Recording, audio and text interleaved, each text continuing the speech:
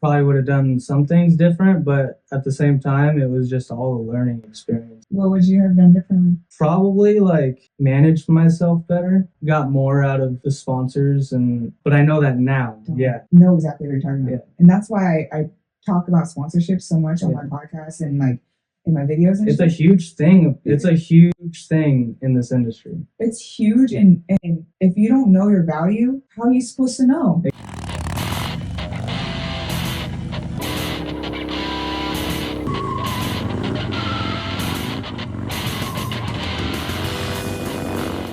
Hey, what's up, guys? Welcome to Get Vertical Real Talk, a Harley stunt riding podcast where you get to meet some of your most favorite Harley stunt riders, where we talk about mindset, tips and tricks, as well as like who they are and what it takes to go from a zero to hero. In this episode, you get to meet Dom829, and I'm super pissed because I'm an idiot and didn't press record on my audio, so it might not sound great. I hope that doesn't deter you from watching because it's actually an extremely good podcast. He starts off by talking about how he discovered Harley stunt riding. It's an incredible story. And then we go into kind of like his thoughts on the competitions and why he doesn't really enjoy competing in the brawl. I get him to talk about how he uses his mind to get better at stunt riding. We also answer some of the audience's questions that you guys have asked, and he goes into detail about how he double hand drags and hand drags and some tips for you guys. So without further ado, I hope you guys enjoy this episode. Meet Dom829. So tell me what you think you're known for in the sensing. Oh man. What do you think you're known for? The double hand drag, I guess. That's like, I was thinking the same yeah, that's like that was like my signature trick for a long time, I guess. Yeah. Yeah. What did it take to get you there? Like, when did you start? A lot of persistence. Like, man, I don't know when I started trying to do that trick, honestly. It was a long time ago. And I landed it a long time ago, too, but it took me, like, I want to say close to, like, 8 months to get it perfected. Yeah. Really? Yeah, it was a tough one for me to like mentally get over it, you know? Was that one of your tricks that was mentally hard? Yes. Most mentally hard? Yes. Why?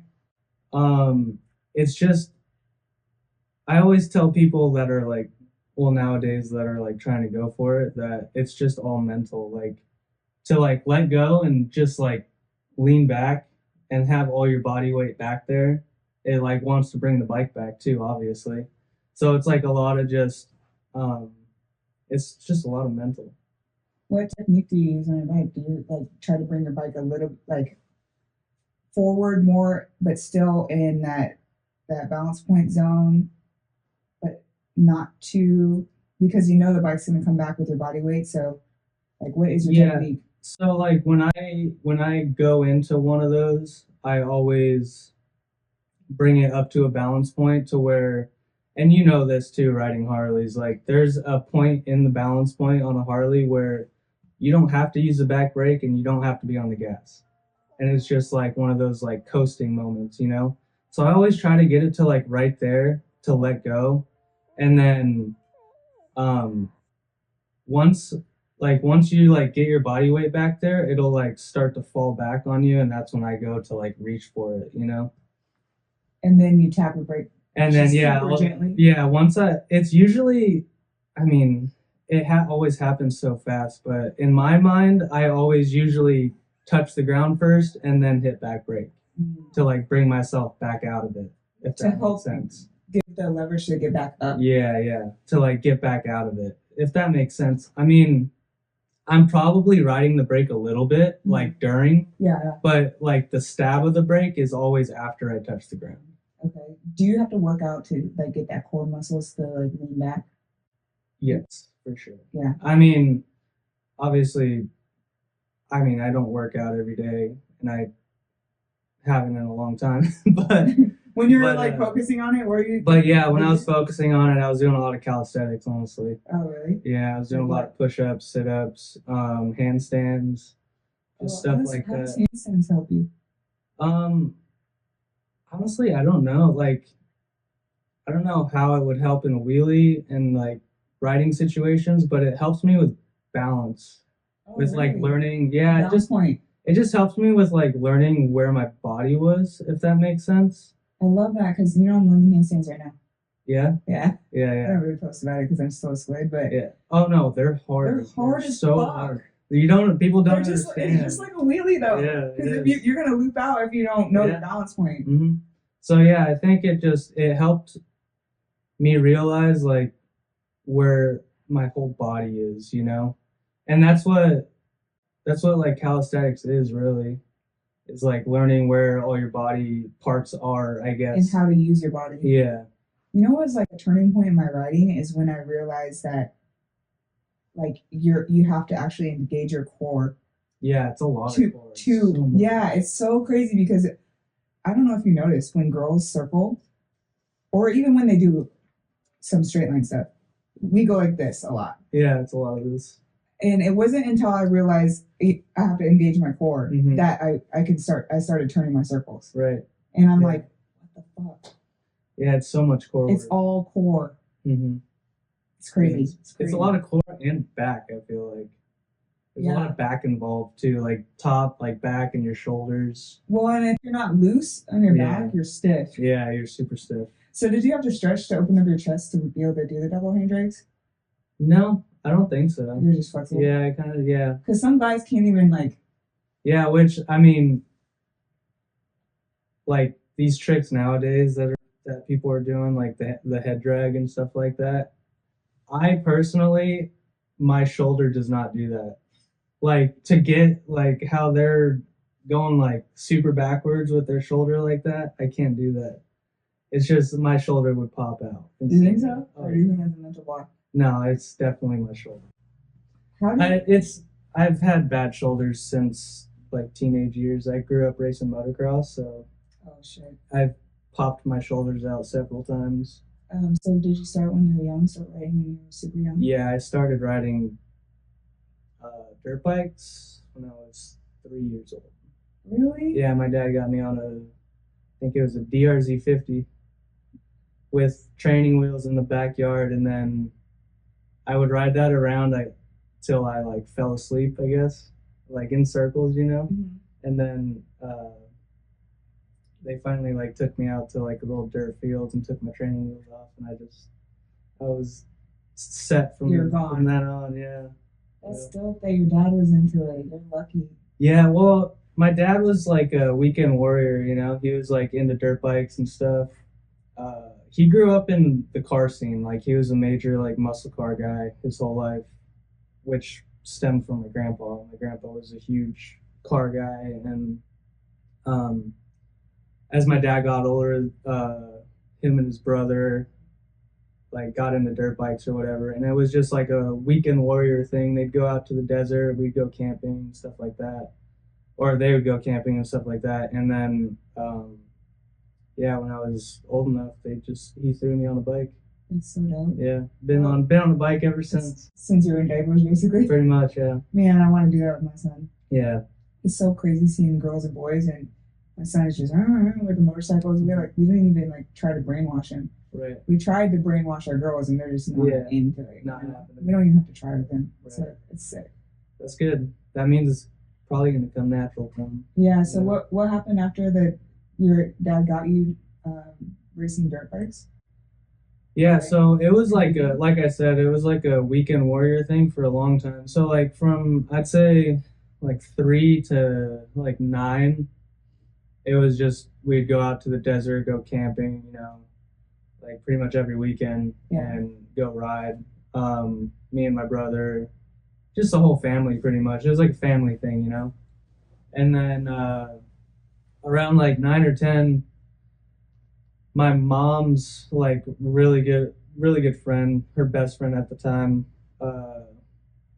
her brother's kid raced motocross, and she invited us to a race one time to like the local track out there where we were staying, and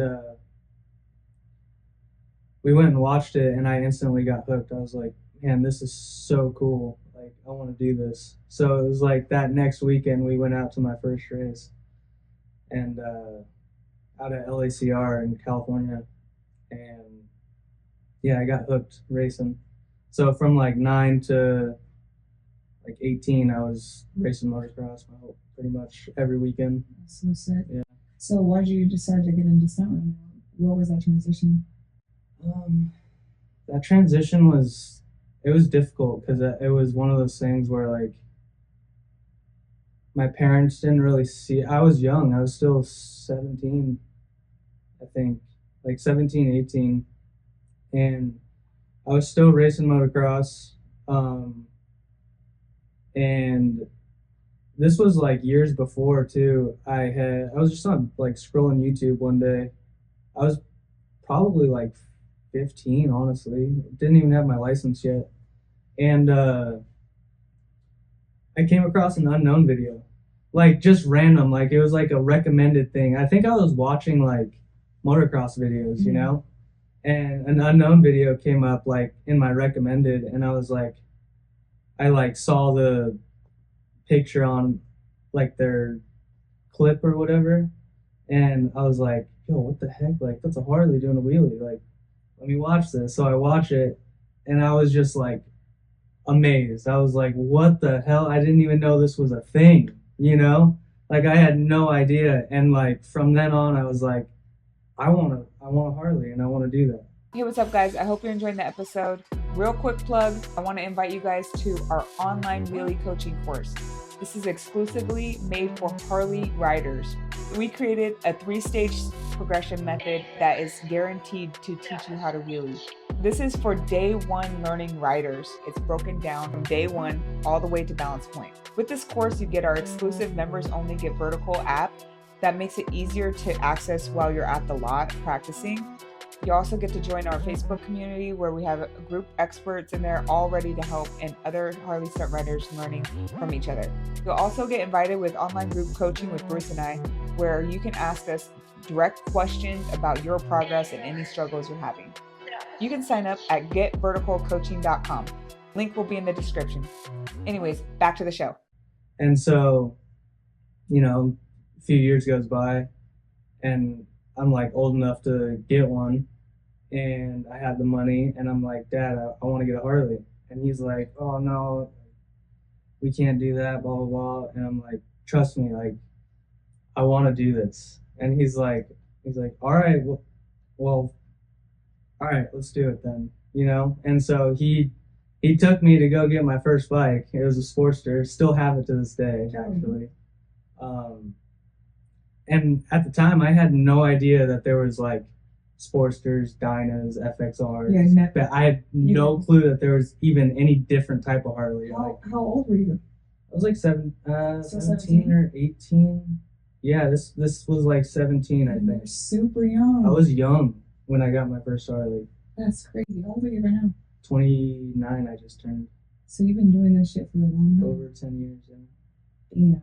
Yeah. Okay, go on. So how did you know how to set up your bike? Or you just I had no idea. So you didn't know no one in the scene. I had no idea what I was doing, honestly. And I just got this Sportster, and I just looked, and that was when Instagram was like just starting, you know, and it was like only photos and shit. So that was like 2020. That was 2012. That was like 2012, 2013. Yeah, I was like. Yeah, that was around the time, I think. And I was just going on like Nick Leonetti's profile and Kate Gates and like all the unknown guys. And at the time, it was like Unknown was super popular and Straight Up Crew. Yeah. Like Roger Reagan and like Scotty Horton, all those guys. Those are the dudes that like I looked up to at the time. It's sick that you started off admiring Harleys, because that wasn't my. Yeah, I was like from the get go, it was Harleys for me. That's dope. Were you doing wheelies on the dirt bike? Nope, I had no. I literally had. What? I had no, like, knowledge or experience in wheelies. A wheelie, like nothing. Did you even have a clutch in your bike? Yeah. Oh, you did. Yeah. You were riding clutch. Yeah, I was riding clutch from a young age, like 5, like super young. But Anyways, go. yeah, so I was looking up to those guys, and I was just going to their profiles and like Obsessing. just like looking at their setups. Like, okay, they're running like maybe like 8-inch, 10-inch bars, you know, with or like risers with like some moto looking bars, and so I would like go online and be like, all right, yeah, 100%. And back then it was like 10-second clips. Yeah, Of videos. Yep. And you know, I was like asking them questions and stuff, and at the time, like they were like answering questions, but you know, it's like I don't know, it's just like it is now, you know, like someone hits you up on Instagram and it just gets like lost in the messages, you know? Yeah. And I'm sure that's what was happening with them. So I would get like no responses or like, oh yeah, I'm running like a 55 tooth sprocket or whatever, you know? Just quick. Yeah, just like tips. quick tips, you know? And there's like, nothing on YouTube yet. Yeah, no, Like nothing. how-tos. So I'm like pretty much just building my bike off of Instagram in a way, you know? And yeah, I ended up getting it pretty set up, but it took me a long time to figure out the Harley.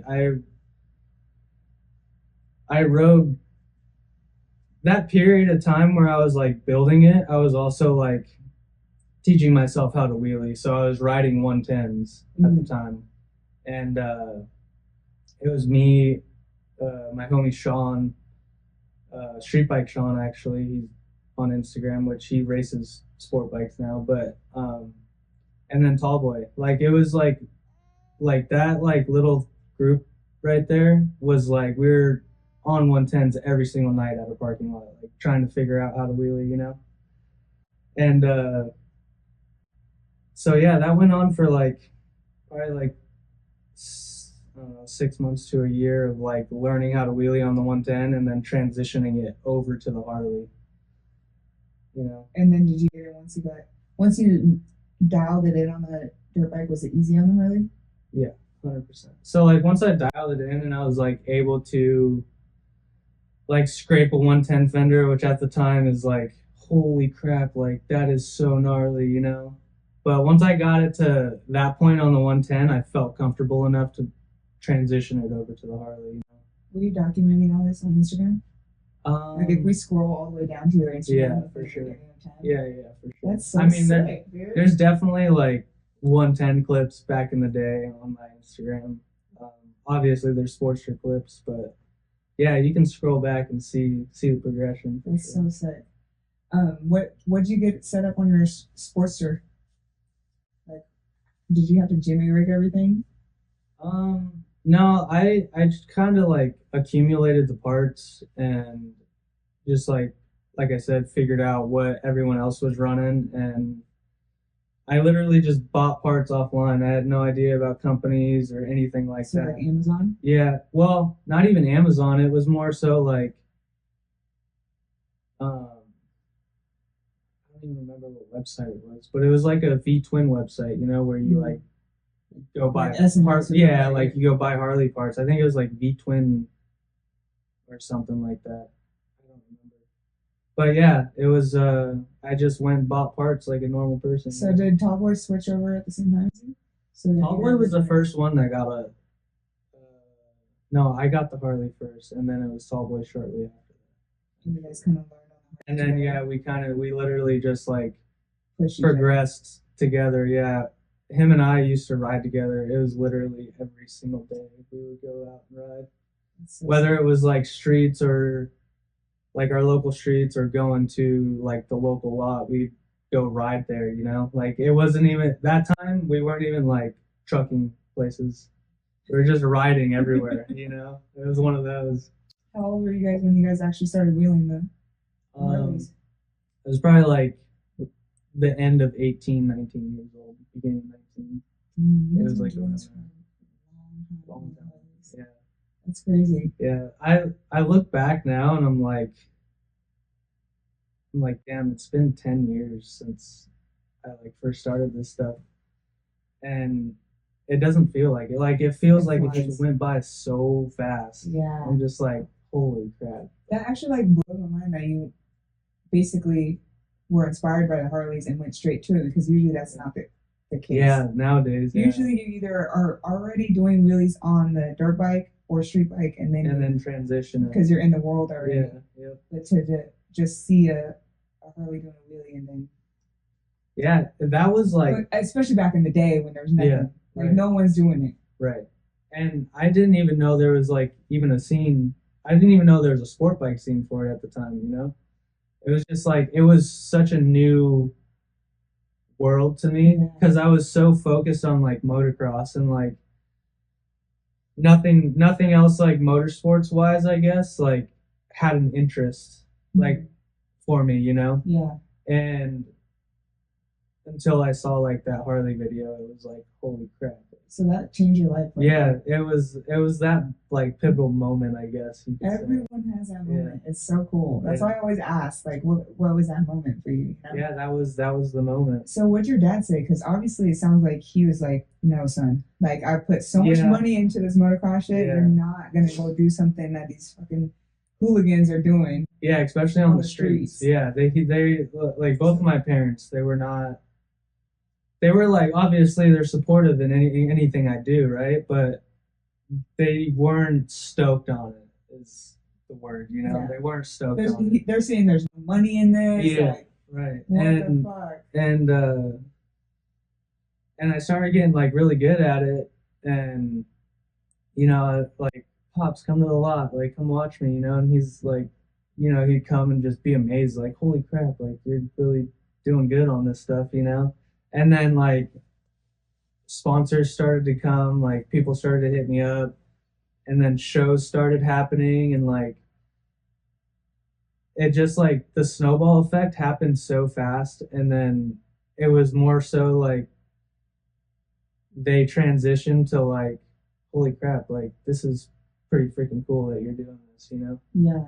So yeah, now they're like super stoked. Like, so who was your first sponsor? I'm gonna say, I think it was Ride and Destroy. Ride and Destroy in Dixon.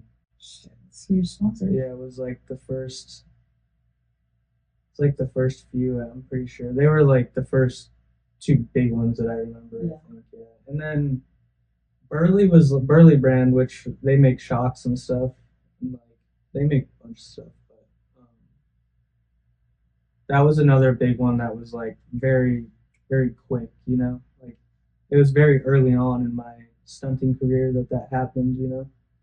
Did you ever feel like it was like snowballed so quickly that you couldn't even like holy shit, what is going on? Yeah. Like, and how do I even handle all of this? This is like, I have to manage myself now. Yeah, it was that, and like also just being very young and being like, holy crap, these people just want to throw me free stuff. Yeah. You know? Like I had at the time, it was like I said, I was young and I was like just stoked on the free stuff. Like my mind wasn't even going to like, oh, I can make money off these people. You know? It was more so like, damn, I'm getting free stuff.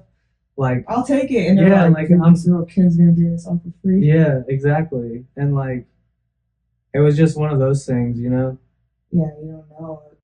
Yeah, like I just at the time it was like obviously I knew that like in the motocross scene, you know, sponsors you get paid and stuff. Like I knew that, you know. I knew that sponsors like paid and stuff like that, but at that time it was like I was so stoked that I was even just getting sponsors, you know, because I've never had that before, and like doing something that I was like so stoked on, and like people were stoked on it, and people were like giving me free stuff to do it.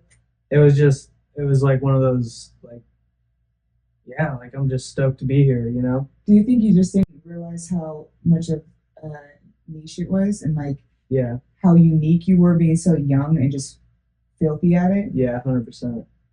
I think it was just like I was definitely like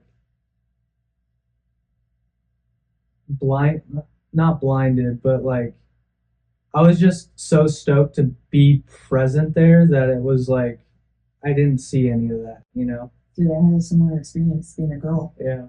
You know, because I started off street bikes, but I think I was like maybe one of like 10 chicks in the whole world doing it. at the time it was around the same time, Right. around 2012. Yeah. And same exact, I could barely wheelie and people were throwing shit at me. Yeah, exactly. And then I'm taking on all these, and I need parts to ride. Yeah. So I'm just like, oh yeah, fuck, I need a cage. Sure, send it to me. You know, like I just need it now. Like I don't have time to negotiate. Yeah. And I didn't even think money was possible at that time. Right. Or if that's even a thing. They're just offering me, and I'm just like, sure. Yeah. You know, I need the parts, you know? Yeah. And I found myself burnt out quick. Yeah. But I don't know how your relationship with your sponsors were. Yeah, they were good. I mean, obviously not most of them, but some of them from the beginning, obviously they faded out and we went our separate ways. But all in all, like the sponsor thing didn't really like drain me, honestly. It was more so like, I guess it started to affect my mental when people like wanted certain things out of me that I didn't want to do, you know? Like what? Just like certain posts that people wanted, or like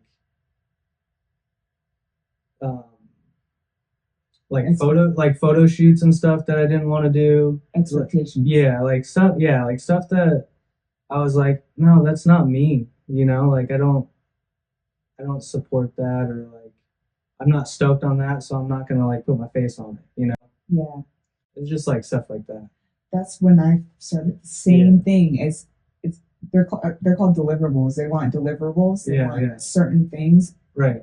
So that it's worth it to them. Right. But then it's like, well, now it's a job. Yeah. Like I can't just post my writing stuff. Like I thought that's good enough, you know? Like 100%. It's like, damn. That's how I felt too. You know, but you feel like I have this unique thing about me. I'm really fucking good.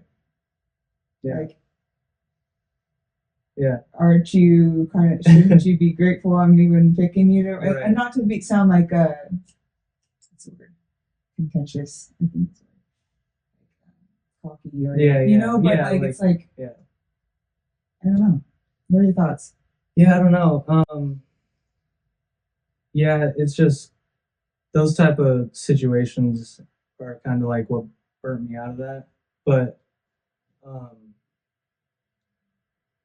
I don't know. I think being able to like be stoked on something, it helps more to like keep going. Yeah. Like keep going, or like to push a product, you know? Like if you're like doing it like a fake way, it's like people are gonna see that, I feel like, you know? Well, you can't even spit the words out. Like that's why I don't like supporting brands that I don't actually have a relationship with, that I actually don't know the person, or know the owner, that I don't believe in and don't like the product. If I don't like the product, I'm not running it. I cannot doing it. I can't even fake it. Right. So yeah, I feel you. But yeah, no, that was just a wild time.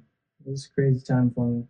And yeah, looking back now, obviously, I probably would have done some things different, but at the same time, it was just all a learning experience too, you know? Yeah. Like everything that I've done has been just a learning curve, and I've just learned and adapted, and certain failures I've learned from, you know?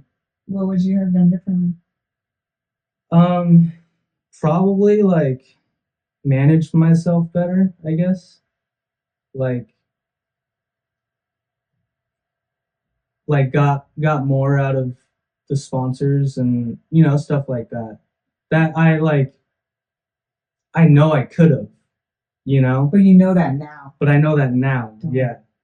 I know exactly what you're talking about. Yeah. And that's why I talk about sponsorship so much on my podcast and like in my videos and It's a huge thing. It's a huge thing in this industry. It's huge, and if you don't know your value, how are you supposed to know? Exactly. Like you don't know what you don't know. So like you don't know that you're like, they wouldn't give you these parts or anything if you weren't worth it. Right. You know, so like if you're not making sales for them, they wouldn't give you the parts. Yeah. So you're obviously worth something to them. Right. Yeah. You know, and if they don't see your worth, then there's someone that will, you know? Yeah, exactly. And like, yeah, I just didn't see that at that time, you know. And but it's all good. Like you live and you learn, you know. Totally. Yeah. Well, it's up to us to teach the new generation. Yeah. Seriously, like we have to. I think we have to raise our standards for stunt riders, especially with shows too. Mm-hmm. There's people doing free shows, and it's not. Man, please, you guys, stop doing free it's shows. so bad. It's so bad Because people undercutting other people and like, yeah, it's terrible. It's not good. I'm not going to call out the name. Yeah. I'll talk to you about it later. But there's one show in Arizona that will not pay. Yeah. Because people do it for free. I know. And it's like, damn. And like, please stop doing them for free because it ruins it for everyone. And then it sets the industry standards so low. Yeah, the low is just, It's bad. Like, oh, we'll just find someone else because it's from the perspective of the dealership or the event host view. A wheelie is a wheelie. They don't know the difference between a controlled wheelie and an uncontrolled wheelie. Yep.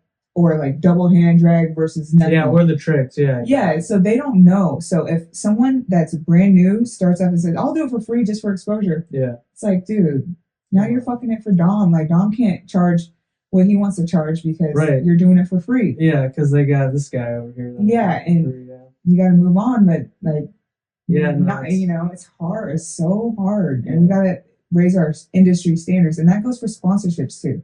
Yeah. And it's, I know it's hard, but you gotta stop doing shit. And it's also been very hard for me too, because especially like trying to manage myself, I guess too, is because I'm not the type of person that like will ask for things, you know? Like I'm just not that person. Like if I can do it on my own, I will, you know? Yeah. But I think that's another thing that like sponsor wise kind of hurt me, you know, and I see that now obviously, but I guess if I asked for more, I probably would have got it, you know. You have to know how to negotiate. Exactly. Yeah. And it's hard because first of all, usually if you're working with a company, you already care about that company. Yes. And you want to win their shit. Like you need the parts and you want that specific part because that's part you want. Yeah, and it makes you comfortable on the bike or whatever. Or better at riding. Yeah. But then to have to ask for payment and potentially ruin that relationship. Yeah, it's just hard. Yeah. You know, it's such a sticky. It goes down to if we knew what we knew when we knew it. Yeah. Then we would have asked for payment up front. Yep. But before the relationship even happened. Yes, yeah, for sure. And before you were already doing all this shit for free, and now you're saying, actually, I'm gonna need this amount of money. Yeah, could you start paying me monthly? Yeah. And they're like, wait a minute. Yeah. You've been doing it for 10 fucking years for us. Yeah. And now it's like, actually, yes. Yeah. Yeah, I know. I do it. I know what you mean. It's tough, but yeah, I mean, all over quantity, I guess. Yeah. It's hard.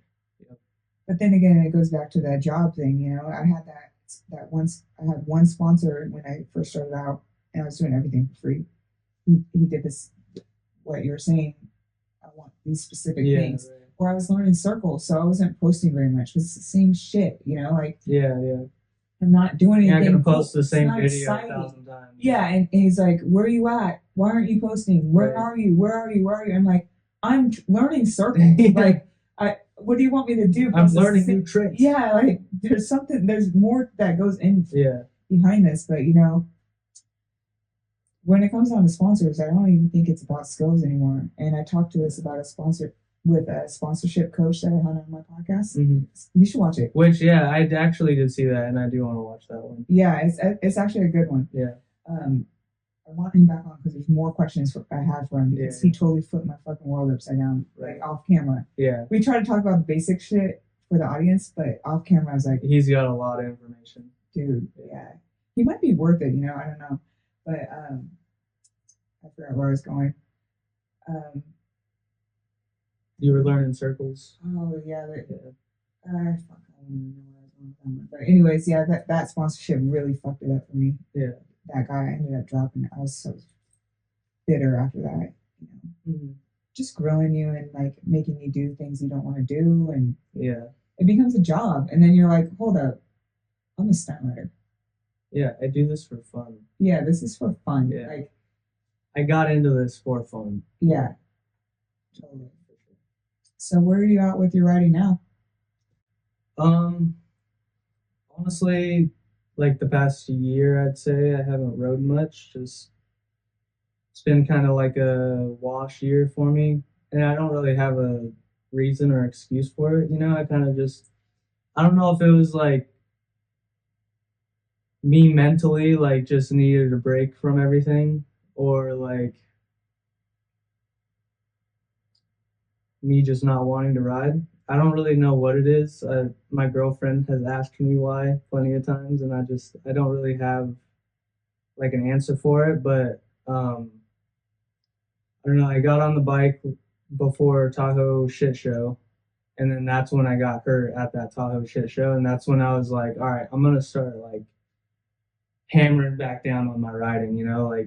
Like brushing back up on my tricks, because at this time, like this was what 2 3 months ago, I would hop on my bikes and like just not even feel comfortable. Do you think it's because you're taking so much breaks? And Yeah, for sure. Yeah. It's just like one of those things you have to like keep up on.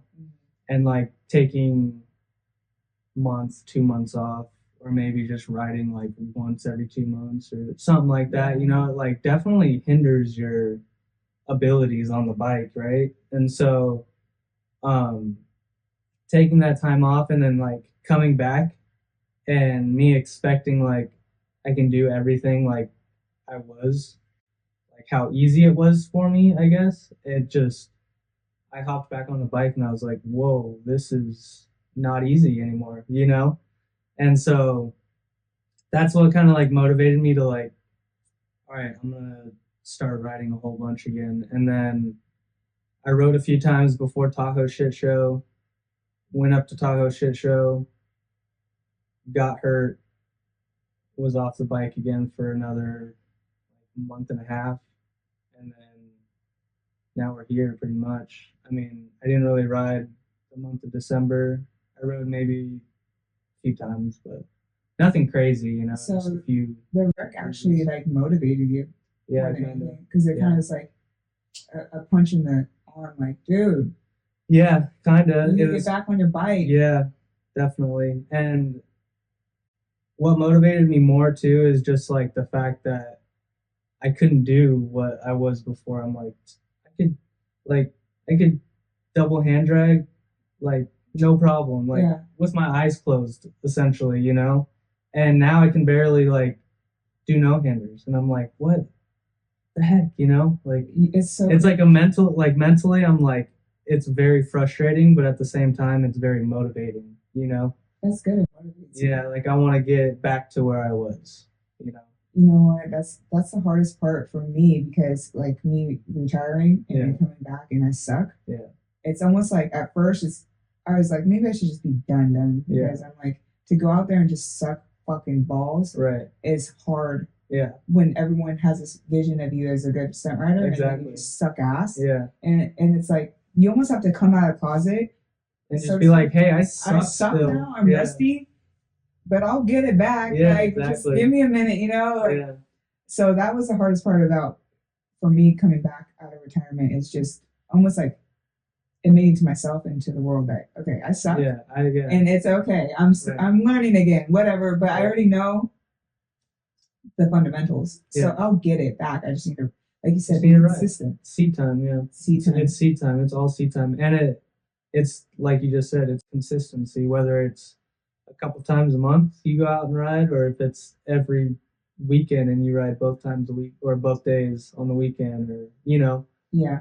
It's just that getting on the bike and like brushing up on your skills is 100% like one of those things that you need to do if you want to keep doing this, I guess. Yeah, and also like when you come out of retirement or from a long break, humbling yourself a little bit and saying, okay, I need to get the fundamentals down. Yes. You know, because I was just talking to Bruce now that I'm building these new bikes. I'm like, okay, once my bike's done, I'm not going to the lot for footage anymore. Like, I'm done with that shit. I need to ride. Yeah. Like, go back and forth and learn engine brake. How much engine brake does this like at? How much throttle do I need to give it? Yeah. How to bring it down and slow it, or bring it down, speed it up, and bring it back and slow it down. Right. Like, all the basic shit. And just say, this week, that's all I'm practicing.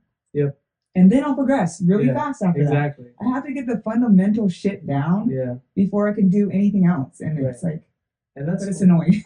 Yeah, it is. It really is, especially when you're, like you said, when you're doing like hard tricks so easily, and then you come back and you're like, I have to go back to just a basic wheelie. Like, this sucks. You're like, I'm not a double. Like in your head, your identity as is a killer, you know? And then you're like, fuck. I have to go back to the fundamentals. No, but it's funny you say that, because like the first few times before Tahoe Shit Show, and it was actually before the last brawl in Utah. I think it was Utah.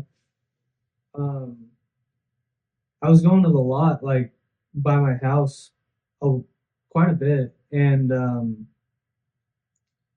I was getting so frustrated. Like I said, I was getting so frustrated, and I was telling my girl, like, this freaking sucks. Like, I can't do this, I can't do that. Like, I was just like complaining, like not being fun anymore. Yeah, I was just like being a complainer, you know. And she's like, just go back to doing a basic wheelie, like figure your bike out again. And I'm like, you know what? You just shut up. Yeah, you're right. Like, right. You're right. I know what I need to do, but I don't want to do it. You know. Well, you go there and you're like, I need to practice double hand drags. Yeah, exactly. So you go there practicing double hand drags, but really you need to learn the fundamentals. Yeah. And then you'll get double hand drags. No problem. It'll come back, no problem. Yeah. Yeah.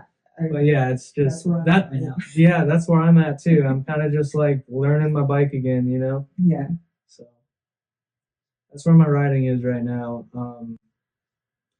But hopefully it's back to normal soon. I think you got it, man. I noticed I have to get like for the motivation part, you know, just when you haven't rode in a long time, you're like, you know what I'm saying? No, dude, Bruce does everything for me so that I don't have to think about anything. So that I have no excuses. You just hop in the van and get there. I find an excuse. I don't. I'm like, man, I got to put my Yeah. Are you kidding me? I got to put my gloves on. Well, that was in the beginning, like when I first started, but now I'm better. But I had to get on a strict schedule. Like, okay, I'm riding Tuesdays and Thursdays. Yeah. No excuses. Yeah. Like Tuesdays and Thursdays, whether I just show up and sit on my bike without even starting it. Right. I'm showing up, you know? Yeah. And then once you start doing that, you fucking get your ass there, and then you ride. Yep. You know, you just tell yourself to get your shoes on. Just get your boots on. Yeah. Exactly. Yeah. But yeah, anyways. So I noticed that you took a break from competing. Is that because you kind of like lost interest in riding for a little bit? I took a break from like the brawls and stuff just for certain reasons that I don't really want to talk about. But it was probably like a year, probably like a year of like not doing the brawls, and then this past year was like the first year I came back to them, which I'm super stoked on. I'll probably do maybe a few this year too. I'm not quite sure yet. But I don't know, the whole like competition thing, it's really cool. Don't get me wrong, like it's awesome, but it's one of those things for me that's like kind of stressful in a way, you know, like obviously you want to do good and you want to like perform your best, you know, so it always is like kind of stressful for me in a way, and I'd rather just like go have fun, you know.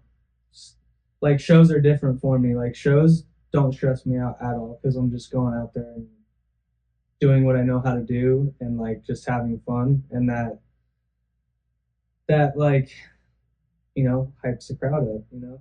And I don't know, doing the brawls and doing the competitions, it's like almost like, all right, I have to perform the best I can. you know? A lot of pressure. And it's not even a lot of pressure from the outside, it's a lot of pressure from yourself, you know? Like, I want to win this, and so if I want to win this, I have to perform the best I can and do the hardest tricks I know how to do, and land Safely. and land them good, and not have any mess ups. Because nowadays you see these kids or guys out here like just doing absolutely crazy stuff, and they're really good at it, and like back when the brawls like first started, it was not as gnarly as it is right now, I guess you could say, So it was more, I guess it was like a less stressful environment for me. How has it changed? Just the progression of the sport, I feel like has exceeded what I thought it was going to go to, Do you think it's because of the competitions? Definitely, 100%. So it pushes people? Definitely pushing people. And I think it's also like, I don't know if it's like an ego thing or anything, but it's also like, hey, I did this first type of thing, like all these new tricks coming up and like people trying new things. It's like, oh yeah, I did that first, So I think that's also what's like progressing the sport a lot too. Yeah, that's dope, bro. I think what it is what you're, if I'm understanding you correctly, you feel like instead of when you go out and ride daily, it's for fun and with your friends, but when you have a competition coming up, you're training. Yeah, essentially, yeah. You're not there to hang out and kick it and have a good time. You're there no, to I'm definitely train. Yeah, well, I'm definitely there to like have a good time and have fun, because that's number one, right? Especially doing this type of stuff. Like you gotta have fun, and you just gotta have fun on your bike. But yeah, like you throw the competition and then just, I don't know if it's like that for other people, because some people don't, that stuff doesn't faze them. But to me, it's one of those things that's like, I just put pressure on myself to do good, Yeah, I think even if someone doesn't want to admit it, it does take a toll on you, definitely. Because like you have to, like, yeah, you want to get good at your tricks, but you want to have fun doing it. And when there's that pressure and like deadline almost, it stresses you out. Yeah, 100%. And then it's not fun anymore. Yeah. But no, I go to the brawls now and just I just go out there and have fun, and I don't like my mentality now, and my mental is elsewhere now, and I like, no matter what, I just go and have fun. Like at this point in my career, I don't like the competition thing is like, I guess I've realized as I am getting older and everything that like there's gonna be the new generation that's gonna top everything that I have done. Yeah. And like I guess now I like realize that, and I'm like, there's that 100%. There's people out there way better than me, 100%. But back then, when I was like doing them consistently, I was like, I have to be the best guy, Like I think it was more of like an ego thing for me, And I kind of like figured that out and realized that, and now it's to a point where like, yeah, there's people better than me, and like I'm here to just like have fun, and I know what I can do on the bike, and I'm not gonna push my limits, and whatever happens, I love that you had that realization, because some people don't.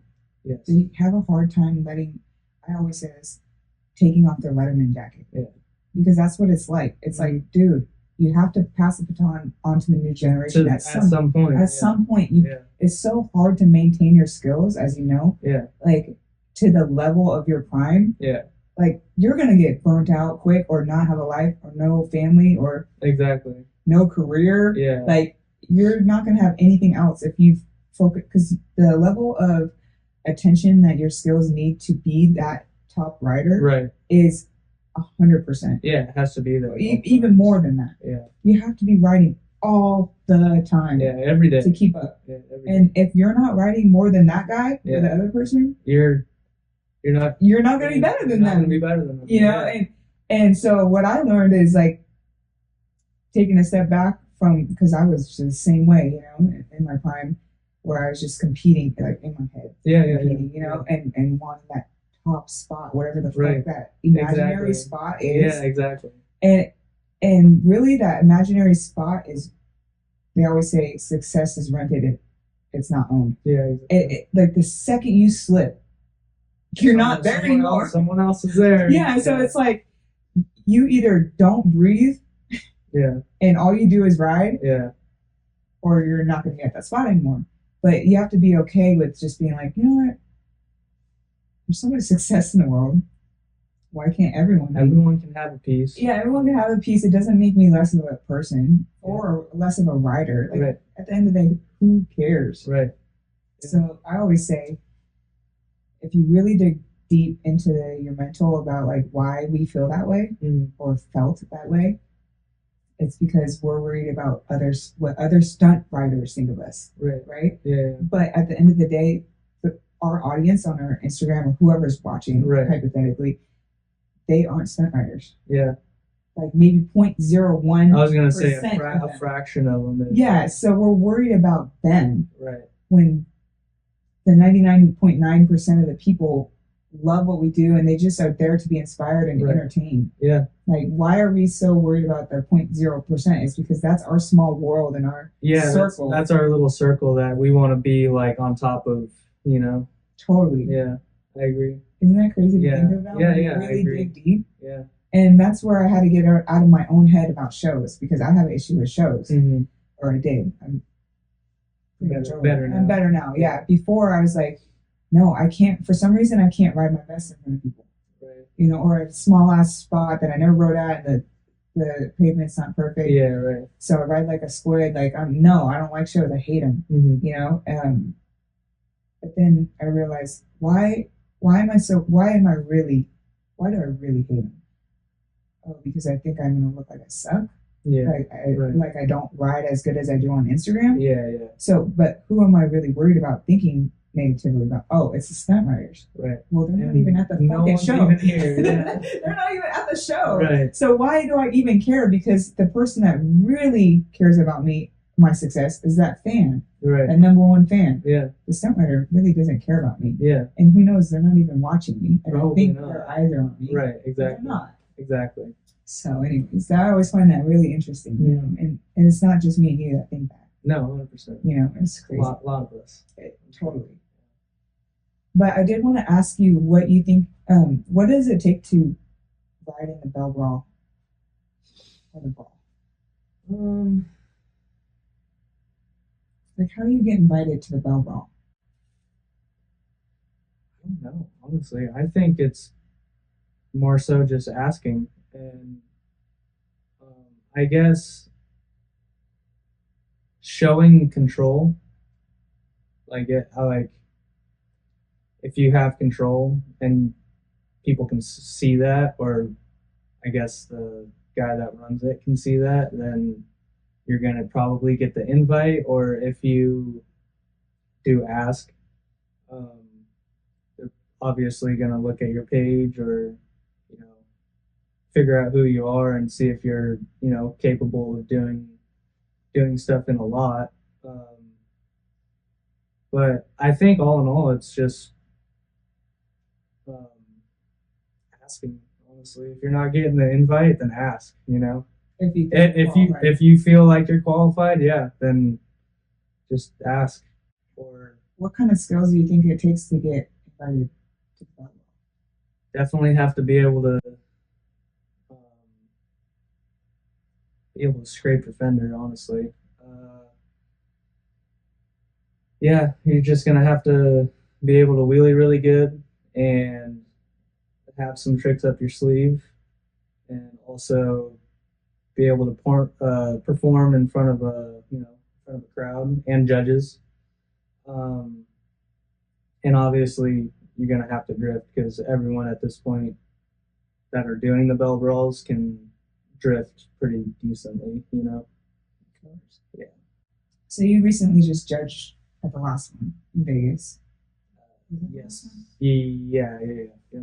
What kind of skills were you looking for?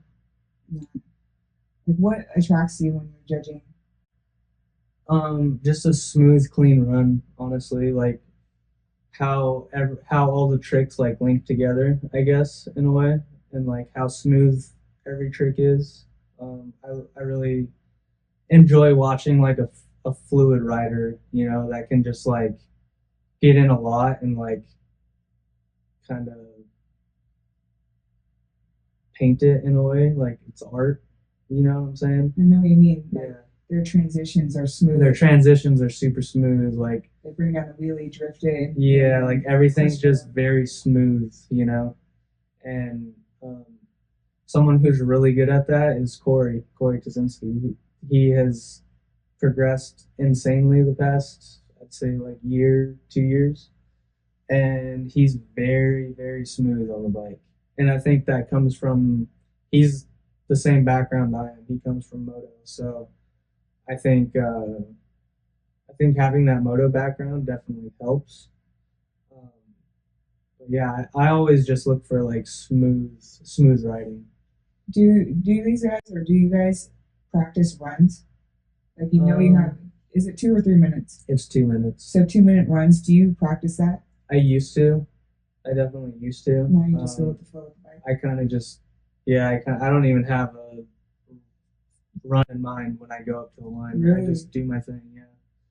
Do you think it's because you transitioned your thought process from competing to just having fun? Yeah, definitely. And like the thought process of when I'm like going into one now is like I maybe think of like the first 2 tricks or 3 tricks, but after that it's kind of just like going with the flow. Like if I want to drift here, I'm gonna. If I want to do a wheelie, I'm gonna do a wheelie. Do this trick, Do you think the top riders plan their run? I do think some people do, but honestly, I don't know. You probably have to ask. Yeah. Like I don't know if Corey does or Dyna Nate. He probably doesn't. Or maybe they have an idea. Yeah, or maybe they have an idea of what they're gonna do, but in a sense, it's more so just like feeling it out. I feel like. Yeah. Bruce and I used to set up cones. Yeah. We would know the size of the spot. Yeah. We'd set up cones and we'd time ourselves. Mm-hmm. Like, okay, go. Yeah. Yeah. And we would do 2 minutes. Because you forget in your head all your tricks. You forget like, oh fuck, I didn't even do that trick. Like what the fuck? Yeah. Because you're under pressure. Yeah. So like I felt like practicing the runs and having a routine helped make sure you got all your tricks in. Right. Which I do that now, which is like I come off of my run sometimes and I'm like, damn it, I forgot to do that trick. Yeah. And I'm just like, whatever. Like I'll do the next one, But, and then you forget again. Yeah, but no, I definitely feel you. It's probably good to maybe like play it out a little bit in your head, but I kind of just wing it most of the time now. As far as playing it out in your head, when you are trying to learn a trick, do you mentally envision yourself doing the trick before you do it if it's an extremely hard trick? Yeah, I do.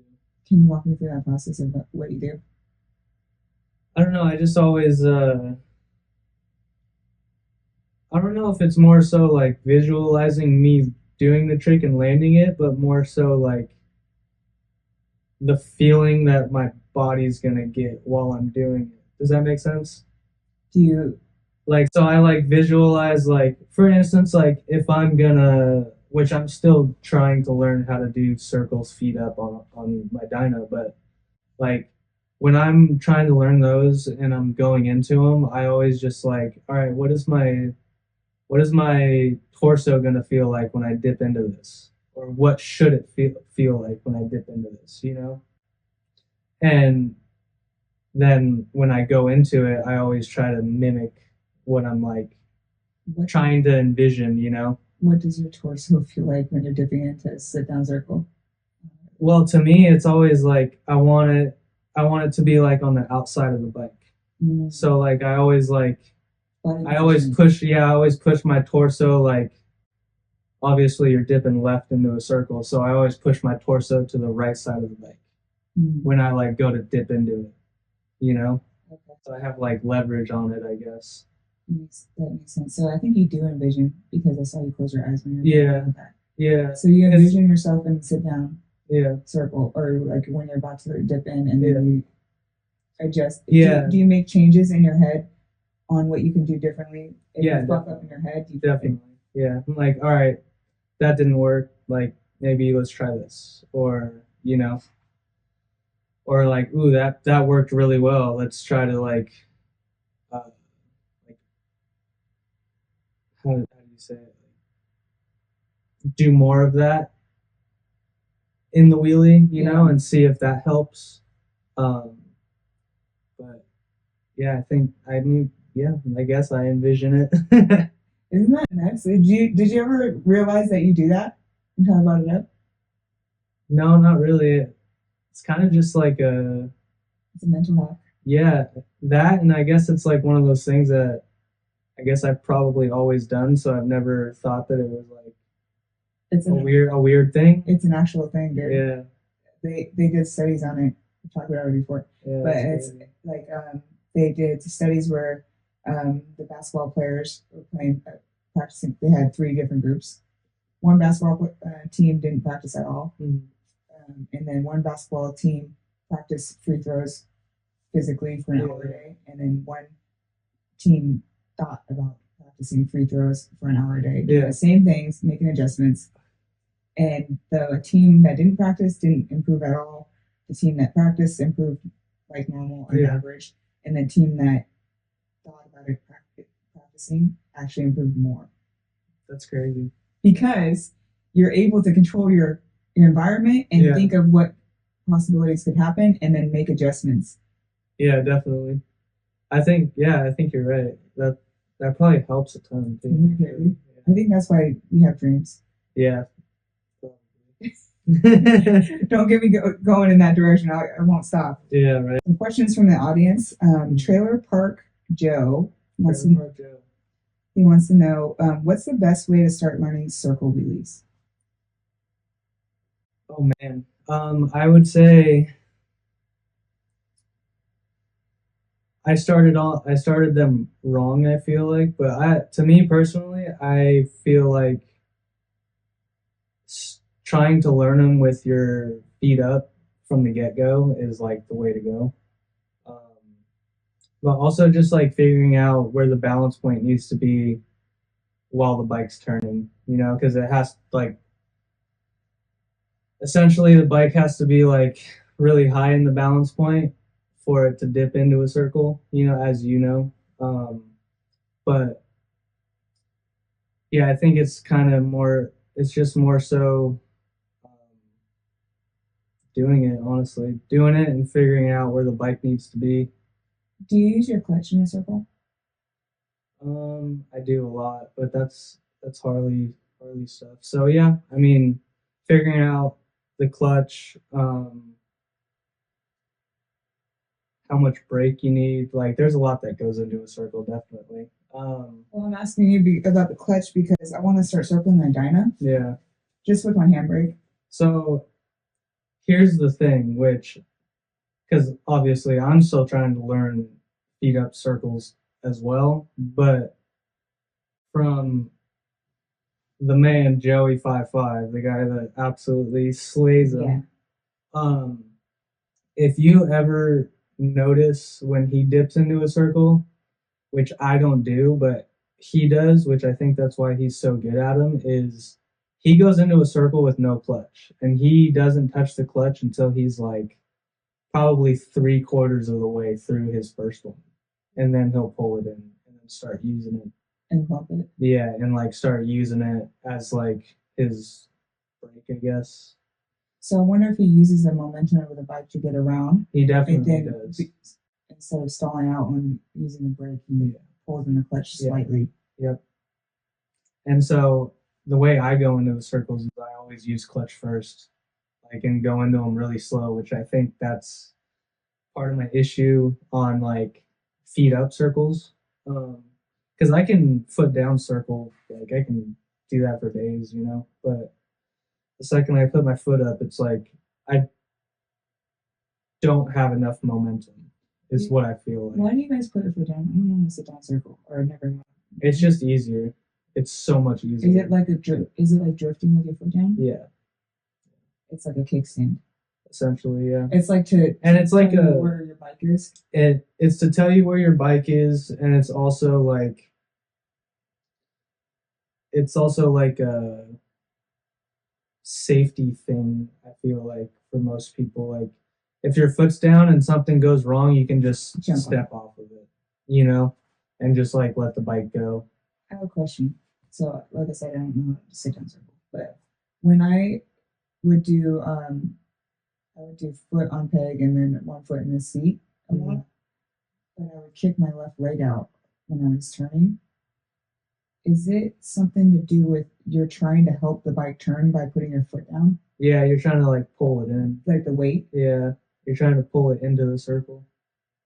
That's what you're doing. What if you pushed your arms? Yeah, that's like where it goes back to like the torso. Like I try to push my torso to the outside of the bike. So it puts the bike more so at an angle where it needs to be and like on the side of the tire where it needs to be. Yeah, because like you don't want to be doing circles in the middle of your tire, you know. Yeah, that's just not really possible. So the foot down circle that's why you're getting fucked up. It just dawned on me. Yeah, no, because that's exactly. You're not on the side of the tire. You're overcompensating with your weight. Yeah. Versus you're supposed to be turning the bike. Exactly. But you're using your weight to turn it in the middle of your tire. Yep. Versus riding on the side of your wheel and actually turning your bike in. Yep. And a huge fear of mine, which I still have to this day because my left leg is just so messed up from like from the past. It's just kind of destroyed, but I have a huge fear of the bike sliding out in a circle and just smashing my leg. Just have that like fear of like the bike crushing my leg, and I still have it to this day, you know. But that's just like a mental thing that I have, which I need to get over. But I think that's why I just foot down circle a lot. But I think it goes back to what you were saying. It's like, don't start the bad habit. Yeah, no, 100%. Like, so yeah, going back to that, if you're learning how to do those, feet up. Okay, what about my drifting? Feet up? I guess that depends. See, I have a lot of people have different perspectives on the whole drifting foot down thing. Like, people don't say that, oh, it's not drifting or whatever, you know, but to me, it's like the foot down thing, drifting, has always been like a style thing for me, I guess. Like, because I come from a moto background. Mm-hmm. So, like, moto background, it's like, you know, you stick your foot out in like ruts and stuff. So it's like just came natural to me to do that. But I don't know, feet up, feet down, it doesn't matter to me, you know? Yeah. Like, I think both look really good. But personally, I always just foot down because I just like that style more, you know? Yeah, it looks better. It's just more of like a moto style to me, which I tend to like more, I guess. But it's probably easier to break that habit than in a circle because it's not a crutch. Yeah, exactly. Whereas a circle thing, it's actually... It's kind of, you're crutching yourself. Yeah. Big time. Damn, yeah. I could see that. Mm-hmm. Let me see the next question. Trailer Park Joe has another question. What's the best way to lock down one-handers and hand drags? I think the first thing you got to do is throttle control with just taking your hand off the bars, you know? Just figuring out the throttle control with one hand. And to do that, I would just, at the beginning, just, you know, take your hand off, either put it on your tank, which is kind of like a little bit of a crutch. Just to get comfortable? Yeah, just to get comfortable. Or when I was learning them, I would always just put my hand in my lap. So you it's know? not holding So on to so I'm something. not like It's holding on to something else, you know? But like if anything were to go wrong, like I could just grab, you know, like it's right there. But yeah, I'd say just start off there, and then once you feel comfortable like dropping back into balance point with one hand, then you can start, you know, like reaching for the ground or whatever, you know. Yeah.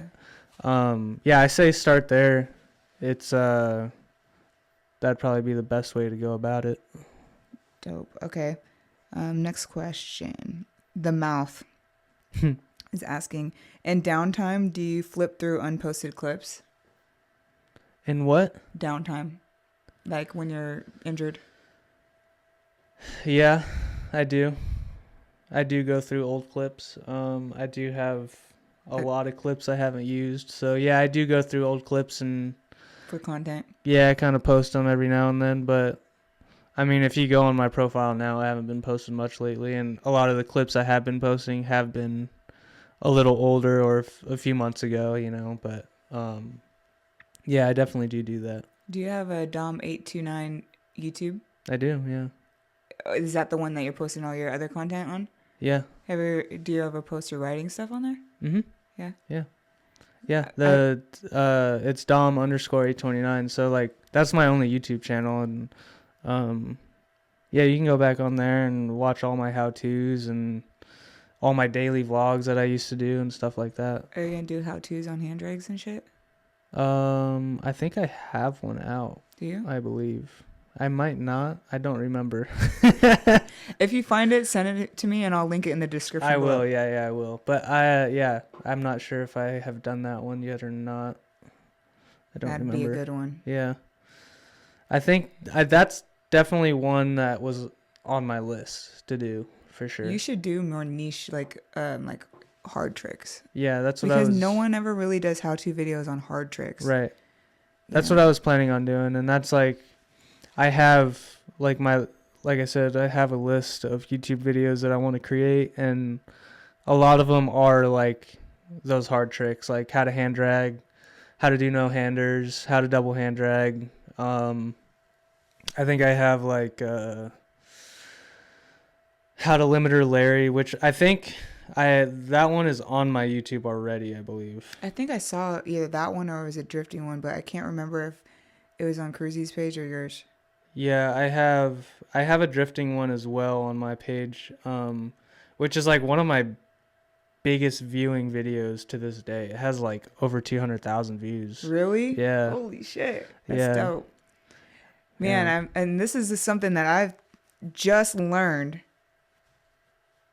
now. Yeah. Just learned now because I just made my first $13 off of YouTube. Yeah, it's crazy. I'm so pissed that I put all my efforts into Instagram. Yeah. It's crazy, and right? not into YouTube. Yeah, it's nuts.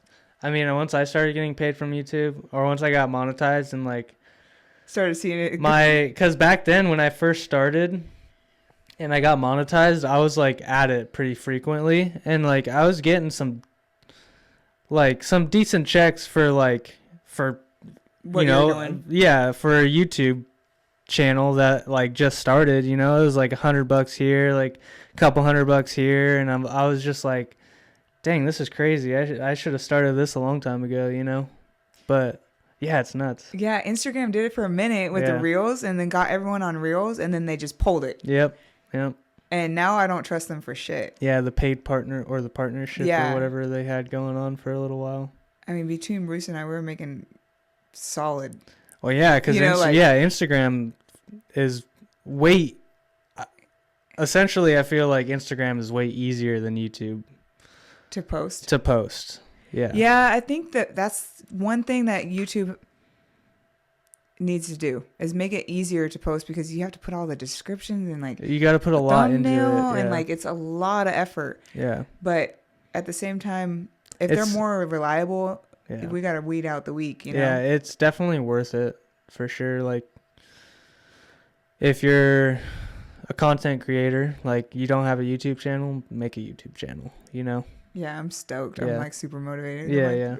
I keep telling Bruce, I'm like, I got another $1. Like I'm getting like $1 a day right now. Yeah, right. This is sick. And it's crazy because you can still like, you get paid from videos from years ago that people still go back and watch, so it's definitely wild. Like Yeah, that's a like if you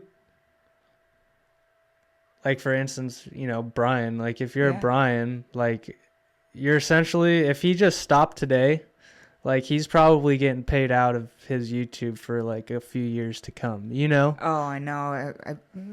It's I just try to get out of him how much he gets paid. I'm sure it's quite a bit, but He said 20 grand a month. yeah, I But- could see it. He said it in a way like, it doesn't matter if I'm getting $20 a month or 20 grand a month. And I'm like, are you getting 20 grand a month? And he's like, talk to my lawyer. But if that number's in his head, it's Yeah. either his goal, Right. and he's somewhere near that or Mhm. within reach. And But good for him. Like I'm so proud of him. Yeah, he freaking kills That's it. a lot of work. And honestly, to me, like every time I see him post a new video, I watch it because he's just so entertaining. Mm-hmm. Like the way he makes his videos and what he talks about, and like how much history he knows. Like he's just an entertaining person to watch, whether he's on a hood ride or Yeah. street ride, or if he's just cruising his freaking Harley around. But yeah, he's just an entertaining guy. That's why I love how he figured out a way to monetize off of stunt riding. Yeah. In a natural way where it's not like a job. He Right. enjoys making videos. He loves it. He yeah. loves writing. Yeah. Like we were saying, like meshing all those things together. Yeah. Right. So, and I know you're on a new venture too. Yeah. We want to talk about it. You what? Yeah. Your yeah, new we can- apparel. Yeah, the company? clothing brand. Yeah, Yeah. we can talk about it. Okay, I like that. Yeah, no, I just recently started that. It's been a few years in the making, honestly. It was probably 2018 I wanted to start this, and that was when I got hurt really bad, and I was off the bike for maybe a year and a half with this injury. And during that downtime, it was one of those things that I was like really wanting to do. And then, I got back on the bike, and it kind of got pushed back on the back burner in a way. And then, just recently I was just mentally like, I need to do something for myself, and I think this is the time I do it, and so that's where it came from. What does it mean to you? So the Outsiders division, it kind of means like I've always felt like an outsider to like the normal world, I guess. Whether it be like what type of art I'm into, or like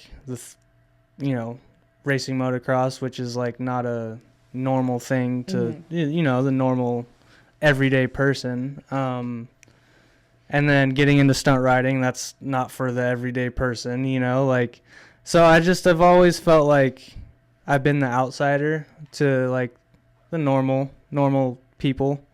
So that's kind of like where it stems from. So you guys recently just launched it in like November. Was it November? Yeah. It was, damn, when was it? Yeah, it was sometime in November, I think. And you're doing this with your girl? Yeah, me and my girl are doing it out of the house right now. How's it going? Good. We've, it's been pretty steady since we dropped it, so I'm pretty stoked on it. That's dope. Yeah. What are your plans with it? I have a lot of plans with it. I plan on, I've always been a huge, like, it's funny that we're talking about this because I've been known for my pants in the industry for the past 2 years. So everyone calls me Fancy Pants Dom, but I really want to like get into making my own pants and That'd stuff be like sick. that. But no, I'm a huge fashion guy. I've always been a fashion guy ever since I was a kid. I've always just liked to dress well, and like different too, and that's kind of like where I want to go with it. And kind of like, it's a way for me to like express myself in a way, Totally. like It's always been it's how- another venture or platform that I can like express myself artistically and stuff like that. Like every design comes from me. Like I'm not like going out there like paying someone to design me something and then be like, oh yeah, that looks cool, I'll put that on a shirt. You know, like everything's coming from my brain. Oh, do you draw it or do you so work yeah with a designer? I do a lot of drawing. I do a lot of like illustration work, like Adobe Illustrator, which I've learned everything by myself, whether it's like watching YouTube videos or just spending hours on the computer, you know, learning. But yeah, a lot of it comes from me. Like the simple designs and simple stuff, I do myself, and then anything that's like above my head in Adobe Illustrator or Photoshop, I have a guy. Outsource it? Yeah, I have a guy that like I will give him like a detailed description on what I want and what I envision, and he gives me step by steps like every time he, you know, makes a different design or like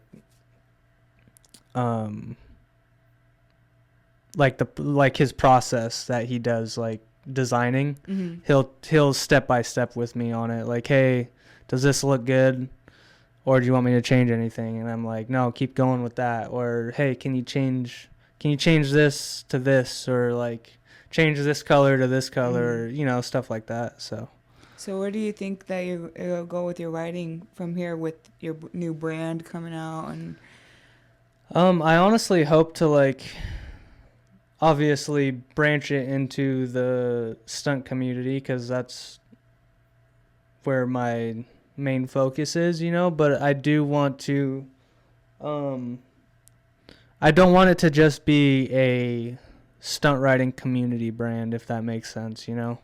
Like I want it to be like a everywhere brand, an all action sports brand, you know. Like that's where I envision it. mm-hmm. Whether it's like getting into like skateboarding, BMX, you know, mountain biking, snowboarding. So like what brand do you look up to? Like where do you draw your inspiration from?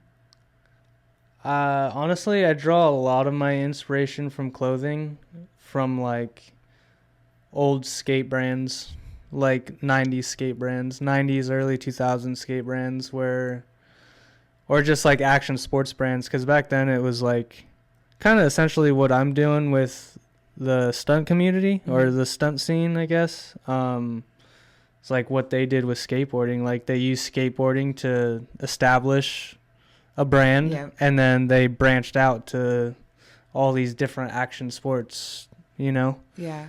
And I think a lot of it comes from that. Like I look up to like you know, the hundreds a lot.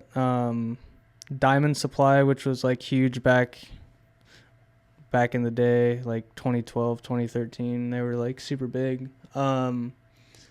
But like World Industries, like a lot of like the OG skate brands I look up to, you know, Spitfire, like, you know, all those like OG skate brands that everyone knows, you know. They're like household names, but they're like just old, you know. Totally. They're not around anymore, or like people just don't think about them anymore, which they're still around. Like they're all still around. They're just like there now, you know. Yeah. It's not like a huge thing anymore. Well, it's not a huge thing because we're not in that era, exactly and exactly that scene. Yeah. So I don't know. Yeah, I draw a lot of inspiration from a lot of 90s skate brands. That's cool, dude. And yeah, I mean, I look up to Jeremy too a lot, like Jeremy Twitch Stenberg. I've looked up to him, you know, my whole life pretty much. But how he like used, you know, the FMX industry to create dirt bike kids, and then, you know, now it's just this huge. I look up to Rob Dudek. Yeah, he's another one that He's was. huge. Yeah, he's another one that I looked up to too. Like the whole DC thing, like a lot. I don't know if I want to talk about it honestly because it's something that I still want to do, but I've always wanted to do something that Rob has done pretty much his entire life, But and is designed shoes. Like that's one of those things that's like I watched all of his shows back then, and then like you would see like little glimpses of, like in Fantasy Factory, like they would walk into his office or something, and like you would see on his computer like a design of a shoe that he's like working on, and I'm like, that's so fucking cool. Like I want to do that, He's seriously living the dream. He is, but he's worked his whole life to do that, He's worked for it, and he deserves it. So he does deserve it, and yeah. he has a beautiful family too. Yeah, he does. But it's cool. Are you gonna have a family soon? Yeah. Yeah, is that the plan? Yeah, it is a plan, definitely. Kind of just organically, I guess. Yeah. Like if it happens, it happens, But me and my girl are definitely with each other for life, I guess you could say, That's dope. Me and her are definitely best friends, but I can tell. Yeah, we're best friends for sure. That matters, and it seems like she supports you in your stunt riding too. Yeah, she's actually the person that's like, you need to get off your ass and go ride. That's so like she's one of those matters. people, yeah, and like I've had relationships in the past that were completely opposite of that, like you need to quit that, like you're never gonna make anything, like you need to go get a real job, whatever, but yeah, she supports it 100%, and it's definitely it definitely helps having that support behind you, Totally. Yeah. Well, I was talking about it with Hooligan that like you see a lot of our friends, and it's hard. They're not tied down with any chick. Right. But I'm just like, what I was asking Hooligan what his thoughts were, because he's in a relationship. Like, is it maybe because they became like these huge stunt riding influencers, and then now they get all these groupies, and it's hard to find a solid chick? Yeah. I think there's like definitely I don't know if I want to say like two sides to the scene, but there's definitely a side of the scene that's like party hard, wake up in the morning, go ride type thing. And there's another part of the scene where it's like, I'm going to go to bed at 10. I'm going to be ready for the ride tomorrow. I'm not going to be hungover. I'm going to feel good. Do you think those are the stoners? Most of the time that is kind of. I noticed that too. Most of the time it is, but some people just don't drink or smoke, Mm-hmm. And some people party all night and then wake up in the morning with a hangover and crush a Red Bull and they're ready to go. There's definitely two different types of people. Do you smoke weed when you ride? I used to a lot. Yeah, I still do, but it's not. I don't get like blitzed out of my mind anymore, but I used to. Does it help? I definitely used to. I think when I was younger, I think it helped me calm down and like slow things down. But I think as I've gotten older, it's more so like if I get too high, it's more so like I wouldn't say paranoia, maybe a paranoia thing. It gives you anxiety. It gives me like anxiety if I'm too high now, But if I'm just like, one hit and I like get a little head high, I'm good, But if it's like a full on like, oh fuck, I gotta go ride. Damn, I can't even talk. Yeah, I can't do that. I mean, I could do it still, but it's one of those things that I'd prefer not to, Yeah, it's crazy because I used to smoke tough. Yeah. Before I started riding, like just riding normally. Yeah, and right. then I couldn't even ride. Right. When I was high, Right. I can't drive when I'm high, so I quit. Because Yeah. I was like, I'm fully invested in this Mhm. riding thing, so I quit. And then randomly, I think this is after I was already good. I was already on this Harleys. Just smoked a puff. Yeah, yeah. And I went and rode, and I was like, what the fuck? I should have been smoking this whole time. Yeah, yeah. Because it made me not overthink shit. Right. You know? Yeah. And it just won with the bike. But Yeah, it was yeah. just a puff. Yeah, that's exactly how I am. Like, if it's just a little head high and it like puts you in the zone, that's where I would want to be, you know. But if it's too much, I'll like, nope, I'm sorry. Yeah. I can't do it anymore. Is there anything that you have to do before you ride? Like a ritual? No. Or Red Bull or something? No, I don't really have a routine, honestly. Yeah. It's more so just go ride. Go ride. Mm-hmm. So when are you gonna start riding again? Well, I was gonna ride today, but it's raining I outside. know. I was gonna ask you if you're gonna. I was gonna bring my bike up and hit the lot, but I woke up this morning and saw that it was raining. So sucks. I was like, not today, but We'll come up and ride when I get my bike built. yeah, done. I will. I definitely It's almost done. We thought it was gonna be done today, but yeah, not. yeah. Well, thank you so much for your time, dude. Yeah, no worries. And coming up here. That was cool. I Yeah. like doing this type of stuff. Well, we should do it again. Yeah, later. Like give it a month or a couple Yeah. months. Get some new content. Yeah, in there get some and new then, content. Yeah, and Yeah. I'll ask you some other questions. Yeah, definitely. Well, thank you. I appreciate you. Yeah, no worries. It was dope getting to know you. All right, Yep. guys.